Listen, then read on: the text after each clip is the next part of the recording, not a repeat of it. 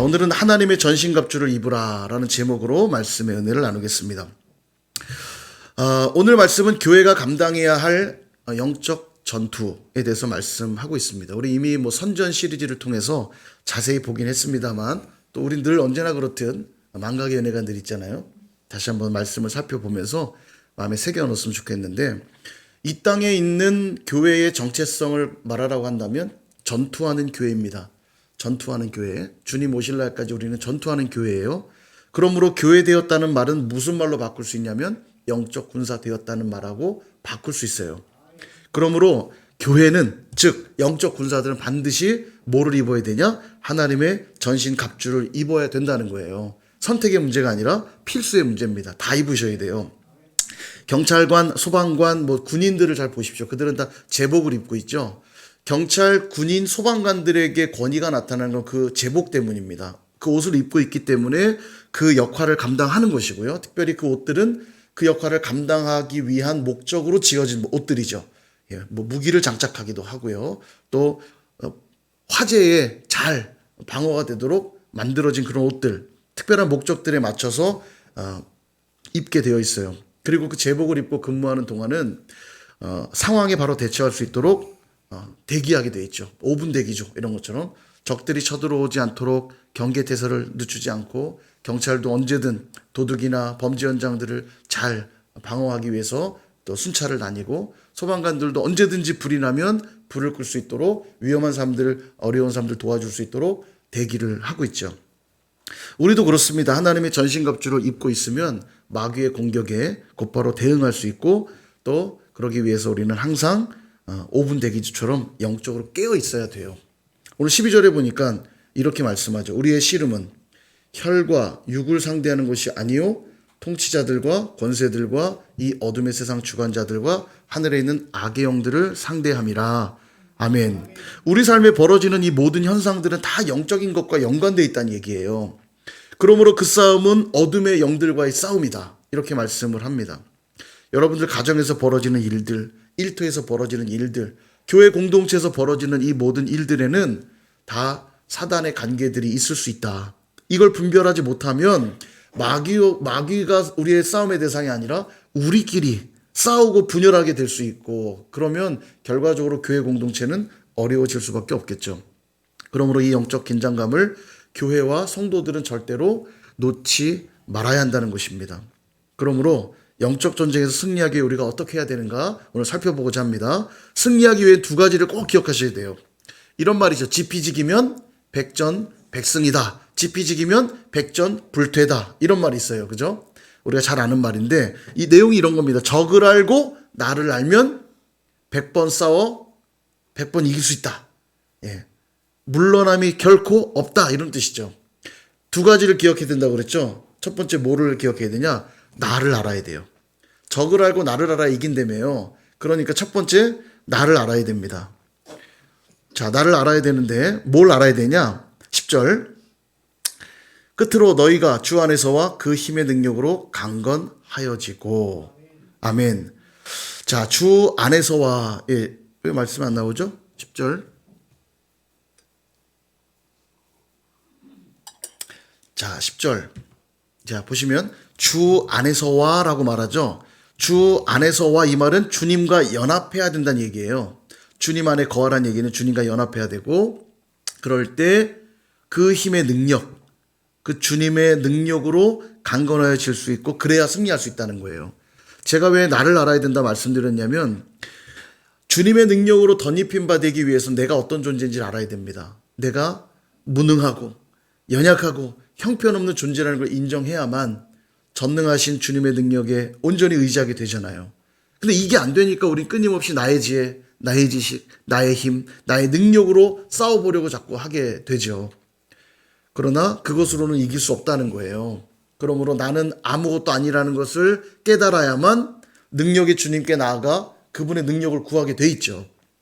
그러기 위해서 뭘 해야 되냐? 주님과 더욱 친밀해지셔야 합니다. 주님과 연합해야 돼요.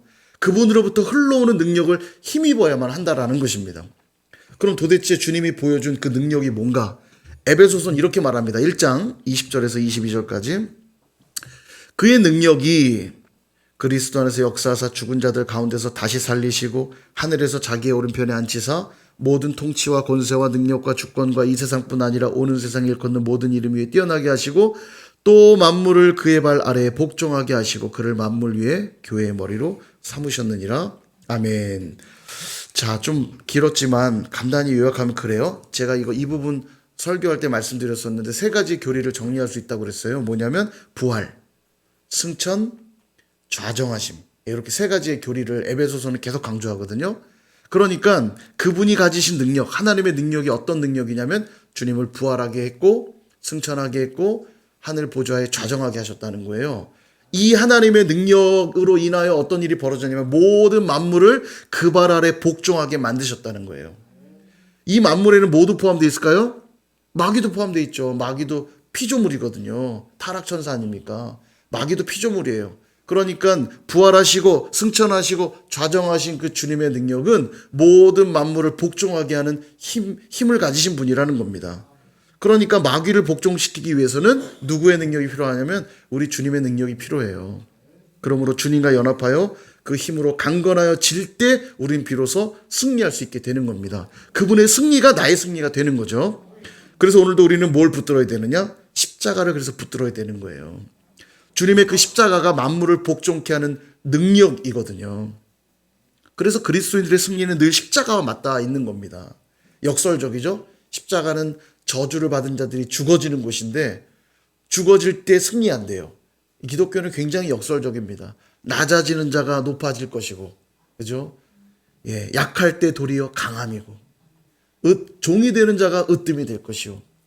여기도 마찬가지예요. 십자가의 이 저주의 십자가를 붙드는 자들이 승리를 누리게 된다고 말씀하고 있는 거예요. 그럼 누구만 십자가를 붙들 수 있는가? 주님과 연합하여 그 힘의 능력을 믿는 자들. 그들이 십자가 붙드는 겁니다. 그러니까 세상에서 말하는 승리와 교회에서 말하는 승리는 완전히 다를 수밖에 없어요. 예, 그럴 때 승리하는 거고요. 두 번째 기억해야 될 게 뭐냐? 상대방을 알아야 돼요. 적을 알아야 됩니다. 마귀의 관계를 파악해야 된다는 거죠. 첫 번째는 나를 아는 싸움입니다. 예, 첫 번째는 나를 아는 싸움. 나를 알기 때문에 내 힘을 의지할 수 없고 주님의 능력을 의지할 수밖에 없죠. 이번에는 적을 알아야 승리할 수 있어요. 적이 누구냐? 마귀라는 거예요. 마귀가 관계를 부리는 존재라는 것을 알아야만 승리할 수 있다는 거예요. 마귀의 관계는 그럼 뭘까요? 마귀가 쓰는 관계가 뭘까요? 자기를 복종시키는 힘은 이 땅에 주님의 능력밖에 없다는 걸 마귀도 알아요. 예, 만물을 복종케 하는 능력이라 했잖아요. 그러니까 마귀가 꼼짝할 수 없는 힘이 주님께만 있다는 걸 압니다. 그러니까 마귀는 어떤 관계를 부리느냐? 십자가를 드러나지 못하도록 하는 게 마귀의 관계예요. 간단하잖아요. 십자가를 통해서만 만물을 복종케 하는 주님의 능력이 나타나니까 그 십자가를 무색하게 하고 십자가를 드러나지 못하게 만들면 마귀는 자기 멋대로 할 수 있는 거죠. 그러니까 우리에게 끊임없이 십자가가 아닌 자기 자신에게만 자꾸 집중하게 하고 자기 욕심에만 집중하게 하고 자기 만족에만 집중하게 하고 고집스럽게 하고 이기적이게 하고 교만하게만 하면 주님의 그 힘의 능력을 의지하지 않게 되니까 마귀가 이길 수밖에 없잖아요. 마귀가 갖고 노는 거죠. 잘한다. 그렇지. 그렇지 않겠습니까? 그래서 사탄은 끊임없이 육체의 소욕을 쫓도록 우리를 유혹하는 것입니다. 그렇게 자기에게만 집중하면 무력하게 돼서 사탄과 죄의 종이 되어 살아가는 거예요. 교회에서도 사탄은 그렇게 유혹합니다. 십자가를 자꾸 잊어버리게 만들어요. 서로 잘난 척하게 하고 서로 물어뜯게 하고 서로 미워하게 하고 정죄하게 하고 비난하게만 하면 교회는 무력하게 돼서 무너질 수밖에 없는 거죠. 그러므로 우리의 대적이 누구라는 거 잊지 말라고요? 마귀요. 내 옆에 있는 지체가 적이 아닙니다. 예, 그가 혹시 적처럼 느껴지더라도 그가 적이 아니라 그 배후에 있는 그 관계의 어려움들을 통해서 우리를 유혹해오는 사단이 적이라는 걸 잊지 말라는 거예요. 그걸 잊어버리니까 자꾸 십자가를 놓치고 내 기분, 내 감정, 내 욕심, 내 만족만 자꾸 붙들고 살아가는 거예요. 그러니까 늘 마귀에게 끌려다니고 죄를 짓는 거죠. 우리의 대적이 마귀라는 걸 잊지 말아야 됩니다. 지피지기면 백전백승, 지피지기면 백전불퇴. 무능한 나는 주님의 능력으로 무장하고 내 대적은 마귀라는 사실을 인지하는 자들은 반드시 하나님의 전신갑주를 입게 돼 있다는 거예요. 그러니 승리할 수밖에 없는 거죠. 자, 그래서 오늘 하나님의 전신갑주만 간략히 살펴보고 마칠까 합니다. 우리가 이미 한번 살펴봤으니까 간단히 복습해도 머리에 기억에 많이 나겠죠? 무장부터 한번 해볼까요? 혹시 사진 준비되어 있으면 띄워주시고. 자, 우리 한번 해볼게요. 또 다 까먹으실 수 있어요. 진리의 허리띠부터. 진리의 허리띠 시작. 진리의 허리띠, 의의 호심경, 복음의 신, 구원의 투구, 믿음의 방패, 성령의 검. 예, 한 번 더요. 시작. 진리의 허리띠,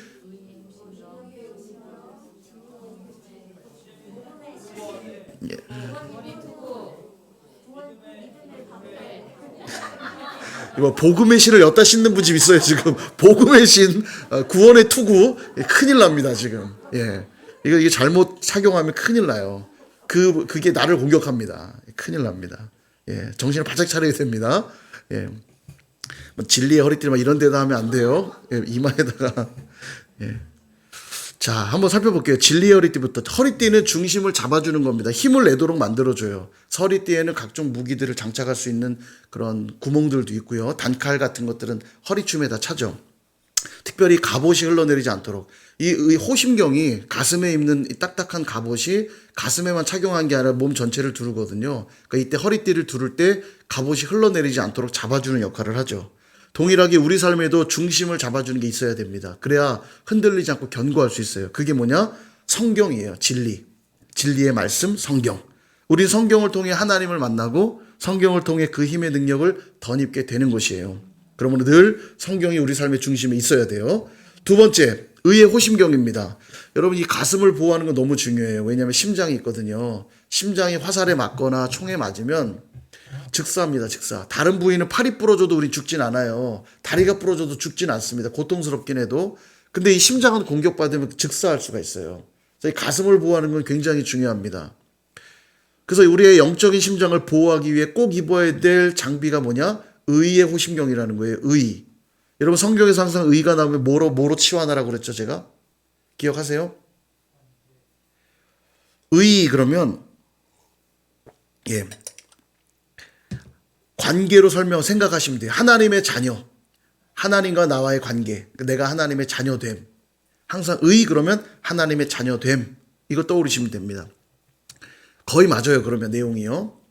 의 그러면 사실 되게 헷갈리거든요. 이게 되게 의가 이제 철학적 개념 아닙니까?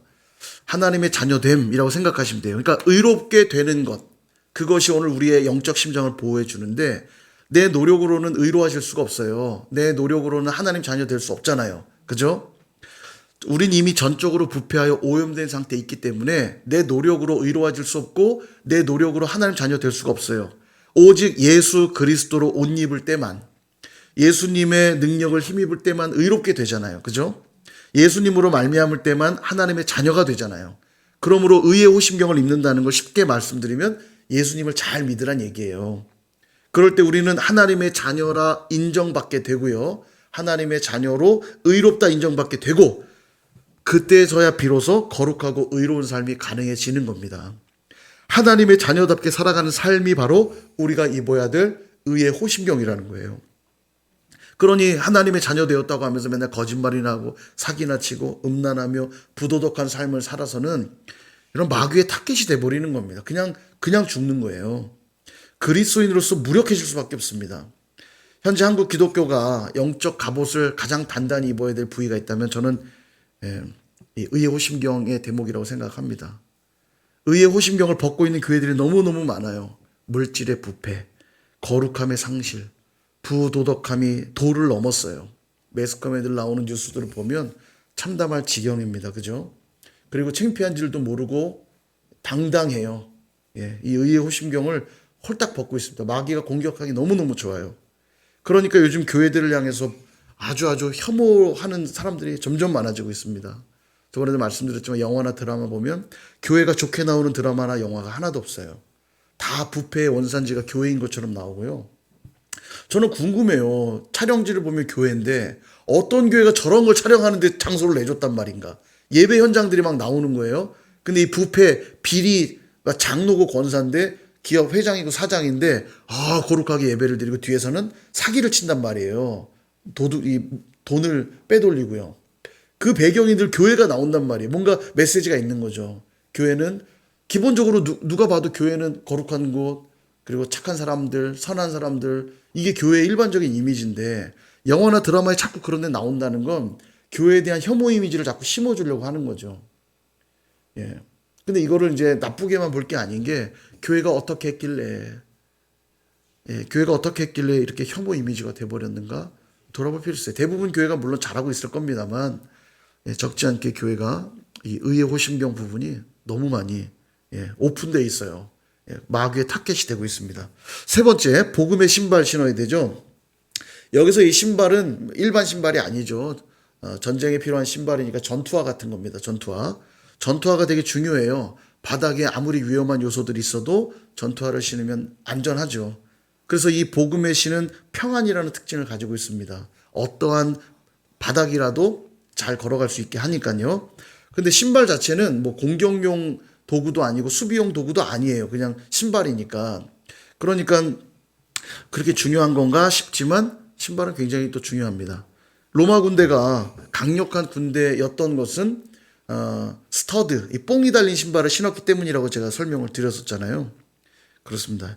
제대로 당시에 길이 닦이지 않은 곳이 많았기 때문에 싸움을 하면 대부분 진흙탕이 돼버렸어요. 자꾸 흙을 밟으면요 진흙탕이 돼버립니다. 질퍽질퍽해지잖아요.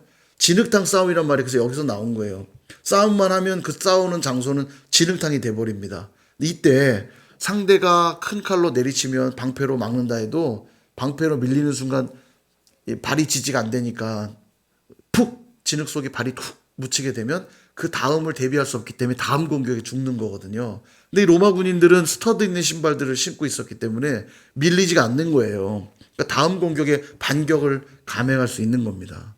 역습이 바로 가능하니까 밀리지 않고 승리할 수 있는 거죠. 그래서 신발은 굉장히 중요합니다. 우리도 마찬가지예요. 어디를 가든 뭘 하든 복음으로 잘 무장되어 있어야만 어떤 고난이 와도 어떤 어려움이 와도 어떤 마귀의 공격이 있어도 흔들리지 않고 평안함 가운데 승리할 수 있게 되는 겁니다. 복음을 늘 점검하셔야 돼요. 네 번째, 믿음의 방패. 성경의 순서 따라갈게요. 우리는 아까 구원의 투구 먼저 썼지만 믿음의 방패 먼저 갈게요. 믿음은 아무리 강조해도 지나치지 않습니다. 그죠? 성경은 믿음에 대해 굉장히 많이 강조하는데 오직 의인은 믿음으로만 산다 말씀하시고 믿음 없이 행하는 것은 죄니라. 여러분 죄의 기준이 믿음에 있다는 거 잊으시면 안 됩니다. 내가 옳다고 생각하기 때문에 그게 옳은 게 아니에요. 아무리 옳은 행동도 믿음 없이 하면 죄가 돼버려요. 여러분 10명의 정탐꾼이요 거짓말한 거 아닙니다. 정확한 보고를 했어요. 근데 그들의 문제는 뭐냐면 믿음이 빠져 있었어요. 믿음이. 그들은 우리보다 장성하고 그들 앞에 우리는 메뚜기와 같다. 어쩌면 맞는 표현이에요. 여러분 2m가 훨씬 넘는 거인들 앞에 서보십시오. 메뚜기처럼 느껴져요. 자기 너무 형편없어 보이죠.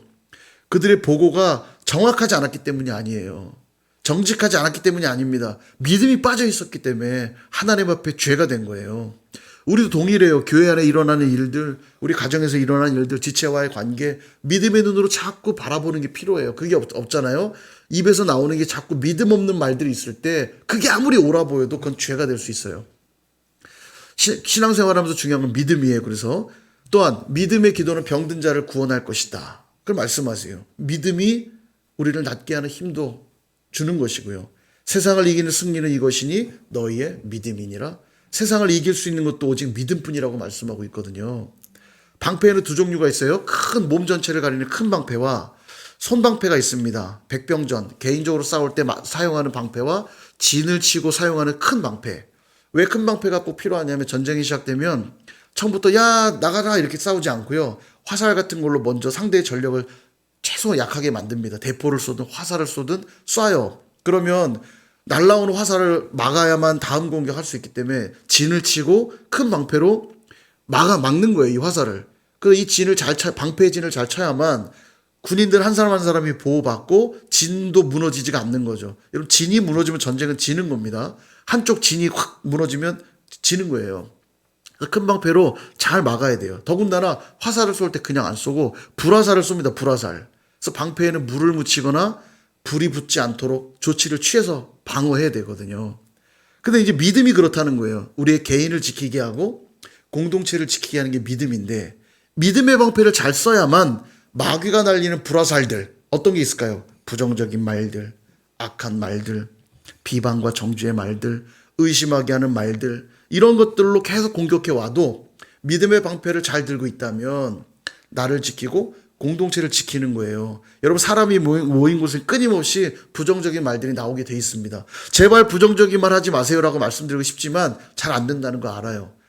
그러나 부정적인 말을 안 하는 것보다 더 중요한 건 믿음의 방패를 드는 게 훨씬 중요합니다. 누가 무슨 말해도 함께 믿어주면 돼요. 근데 얼마나 우리가 귀가 얇은지요. 예. 평소에 그렇게 그냥 서로 없이는 못 살 것처럼 있다가도 무슨 말 한마디 들으면요, 마음이 금방 바뀌어가지고 막 나쁜 마음 먹고 막 이래요. 믿음의 방패가 없으면 무너지는 거예요. 사단은 우리의 노력과 상관없이 부정적인 공격들을 계속 해오게 돼 있어요. 그러니까 부정적인 말을 안 하려고 노력해서는 방법이 없어요. 사단이 공격해 오는 거기 때문에 상대방한테 불화살 쏘지 마라 이렇게 한다고 안 쏘는 게 아니잖아요. 그러니까 불화살은 계속 날라와요. 그럼 뭐가 필요하냐? 믿음의 방패가 필요한 거예요. 서로에 대해서 믿어주고, 교회 공동체를 믿어주고, 하나님을 믿고, 함께 그렇게 믿음으로 격려하고 믿음의 말을 하고 믿음으로 격려할 때 우리는 모두가 안전해지는 겁니다. 예, 이거 꼭 기억하시고요. 5번째, 구원의 투구를 써야 돼요. 호심경이 중요했던 이유 심장 때문이었죠. 또 하나 정말 중요한 부위가 머리입니다. 머리를 다치면 사지가 멀쩡해도 그냥 끝나는 거예요. 뇌사 상태에 빠지면 그냥 끝입니다. 머리를 공격당하면 죽는 거예요.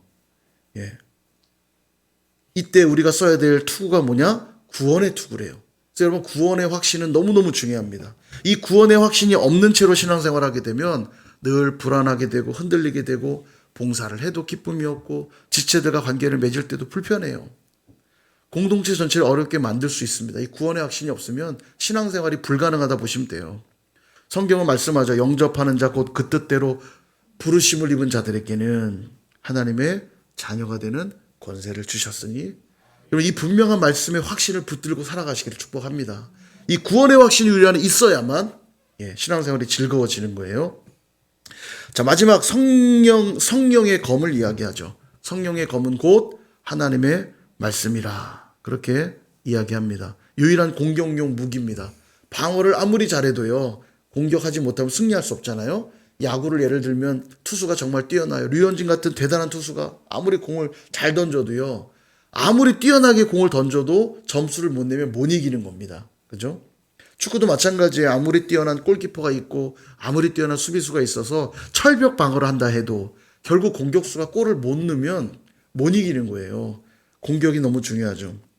그래서 결국 마귀를 박살내고 승리하게 하는 가장 중요한 도구가 뭐냐? 성령의 검이라는 거예요. 하나님의 말씀. 말씀을 잘 활용하는 사람이 승리하겠죠. 그럼요. 그럼 어떻게 활용할 수 있는가? 이거 내 힘으로는 불가능합니다. 내 힘으로는. 물건 사면요, 반드시 사용 설명서가 필요하잖아요. 그 설명서를 잘 봐야, 아, 이런 기능도 있고 이런 기능도 있고 이런 기능도 있구나. 적재적소의 말씀을 잘 사용해야 승리할 수 있는데, 말씀을 적재적소에 잘 사용할 수 있도록 돕는 분이 계십니다. 누구죠? 성령입니다. 그래서 성령의 검인 거예요.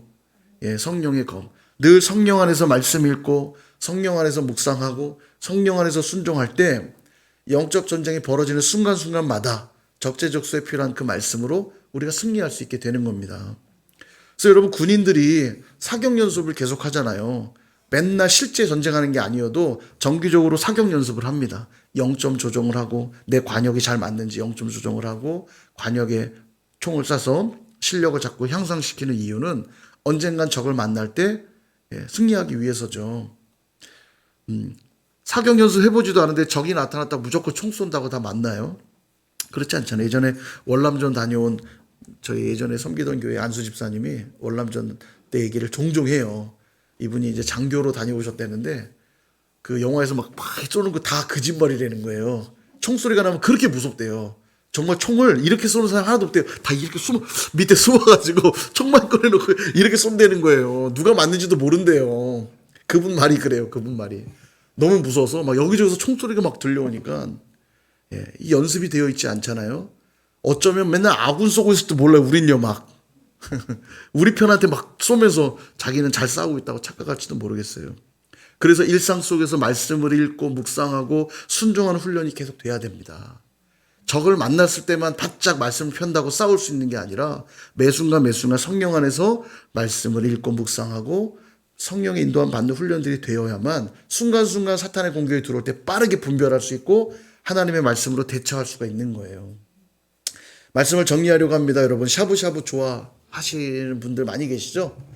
예, 저도 샤브샤브 굉장히 좋아하고 특별히 김혜석 권사님의 식당 샤브샤브가 제일 맛있는 것 같아요. 예, 안 드셔보신 분들은 가서 한번 드셔보시기 바래요. 진짜 맛있어요. 예. 배가 고픈데요. 이 샤브샤브의 기원을 혹시 아십니까? 뭐 여러 가지 설들을 얘기하는데 누구는 뭐 일본에서 시작됐다부터 있는데 대다수의 사람들은 이 몽골의 칭기스칸 시대에 샤브샤브가 기원됐다라고 그렇게 말들을 합니다. 이 칭기스칸은 기마 부대로 세계를 정복한 아주 강력한 군주 아닙니까? 기마 부대의 특징은 기동성이에요. 그러니까 적들이 대비도 하기 전에 막 들이닥쳐 버리니까 대책이 없는 겁니다. 이 기마 부대의 기동력이 강력했던 나라죠. 칭기스칸이 그렇게 많은 나라들을 정복해 가는데 문제는 뭐냐면 기마 부대의 이 강력한 기동력을 뒷받침하려면 양식이 그때그때 조달이 돼야 되는데 기마 부대는 기동력이 생명인데 음식을 갖고 계속 이동할 수가 없잖아요. 근데 양식을 공급받지 못하면 전쟁할 수가 없지 않습니까?